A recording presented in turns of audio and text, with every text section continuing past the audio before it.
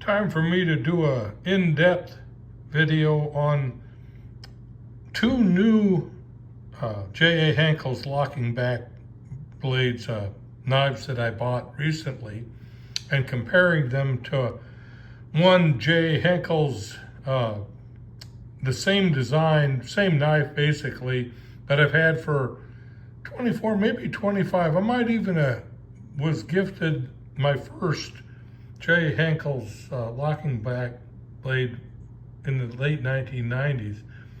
I don't remember. I was working hard and it was a great gift. And this point of this video in my Guns and Silver channel. But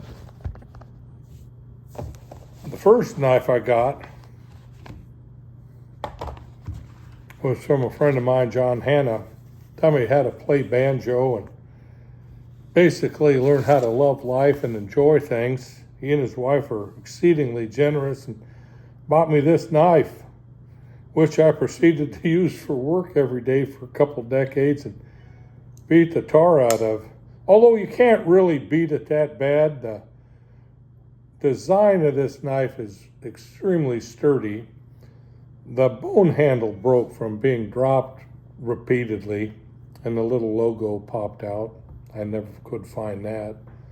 But it's called the Green Picked Bone version of the J. Henckels HK0135, and this is the GP. But it was a great, and it's been a wonderful service to me. I really have a lot of history and memories of friendship with this knife. And on that, a little while ago, like a month ago, I bought this one, which isn't the Green Picked Bone. This is the same design knife. I believe it is an HK0135, but it's not the GP. It's a different bone material, a little different coloration. And you can kind of see it in the pictures, I hope. The variation. This is the original one with the broken handle, and this is a one I bought. It came up on auction on eBay, and I wanted it. It's nearly new. It has the cap rivet on this side looks to have snapped off, but the rest of the knife is like it hadn't been used at all. The knife never cut anything. The blade has never cut it, never been sharpened or resharpened. Nickel silver bolsters are perfect. Unlike this one, who I buffed it down in the bolster till you can barely read the number of the knife. 0361. But it's been buffed down pretty good over the years in the pocket and holding and getting all smudged up. Fun knife, good memories. This one brought back good memories, but I was wondering why I couldn't find a Green Picked Bone, and then lo and behold, one shows up a week or so ago on eBay. The new box has a original new box.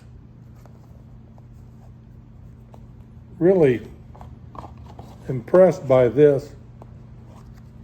This knife, it just stayed in the box and probably went with some kind of business or estate sale. But it has the exact same material for the handle, the green picked bone.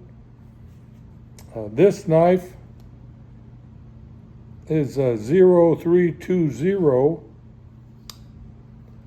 It's really smooth, locks good. Really cool locking sound. It has no flaws,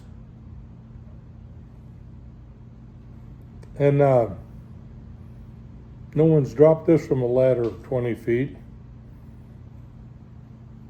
But they are matches, other than somewhat different on the production line. But I can't see any difference in. I mean, I've worn that blade down a little bit. I've resharpened it a couple of times. This has no buffing down on the blade at all, the new one.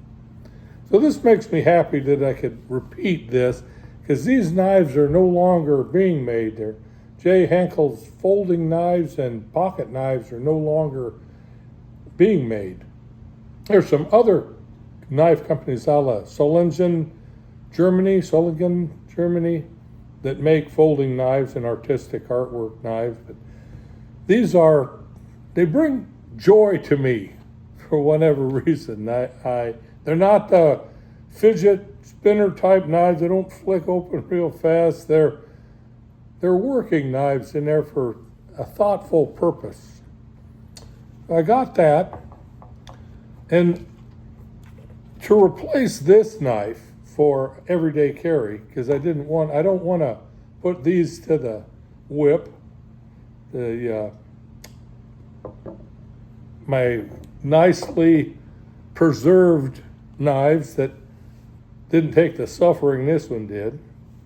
So I bought a new Buck 112 Ranger to replace it. Now, I love the Buck. It's remarkably well built, structurally sound, durable as all get out, and much less expensive than one of these, which is funny. It weighs quite a bit more with the full brass construction, heavier structural framework of the knife. This is more delicate in the inner rails of the working rails of the knife. It's different, feels different in the hand, different balance points. This is going to be a great woods knife, and when I'm out camping and doing my thing in the wintertime out in Quartzsite, Arizona, this would be a great carry knife with the pocket sheath. These fold up so nice and it fits real cool in the sheath. I don't even know if these fit in the sheath. These have a little bit different design. You see how that kicks out on the end of the blade or end of the knife? It fits. Yeah, the J. Henckels knives will fit for an everyday carry, rattle a little bit. But like I said, I don't really want to put these to the whip. These are part of my collection. I'm not gonna make them suffer. Although you get great memories and attachment to your working knife. I've cut mild steel bands. I've cut every kind of wrapping for steel and raw stock with this knife. I've dug steaks out of the ground. I've cut meat and prepped food and everything that you need a knife for. Stirred coffee, stirred all kinds of stuff. Beans. Knives are great, and building up a new rapport with knives is, hopefully I have enough years left in me to make some noise with this one and some other carry knives that are going on. So that wraps up this particular video that I've got going on my J. Henckels knives. These two here are the new additions and my backup plan with the Buck Model 112 Ranger.